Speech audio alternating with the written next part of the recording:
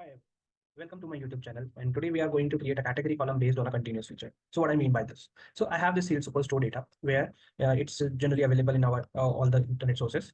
So I have this sales column here. So I want to categorize into three buckets. That is, first is my lower bucket, which is sales less than 1,000. Second is my medium bucket, which is less than 5,000. And the third one is the sales above 5,000. It's higher sales. So how I can do these things? So there it can be done in by two ways. The first, we can use the edit query. And for edit query, if I can go to edit query, and it can be done easily there. For creating that, we need to go to this transform tab, add column tab, and click on the conditional column. Once I hit the conditional column, I need to just select the sales. I need to select, let's say we want to categorize into three parts. So less than 1,000, we can these things as low.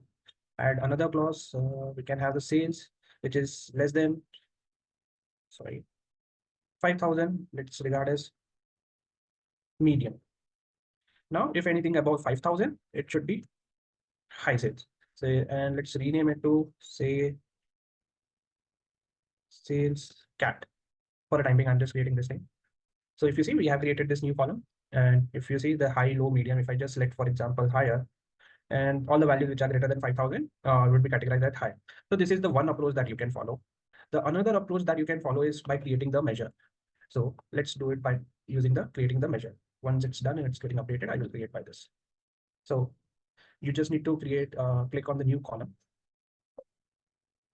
Once you create a new column here, it will appear. So I have already created the tags for these things. If you see sales category, if we are using, if the sales is less than 1,000, my low sales, then we are using the nested thing. If your sales is greater than or equals to 100, less than or equals to 5,000, then it should be medium sales, and else it should be higher sales. So this is how we can use this thing. So by using the nested if, so whichever the method is preferable to you, you can use that thing. So let me just copy paste it here. If you see here, yes, for that we need to create this thing, sales superstore, sorry, here it has to be sales. So once I have this thing, yeah, we are good to go now. And if I just hit enter, you will have both the categories here. If you see, we have created this thing by using a conditional column in edit query. This is we have done by creating measure. So this can be done on the go. And this is how you can create a categorization. It's quite helpful when you're using, want to convert the continuous into some categorical feature. So hope you like this video.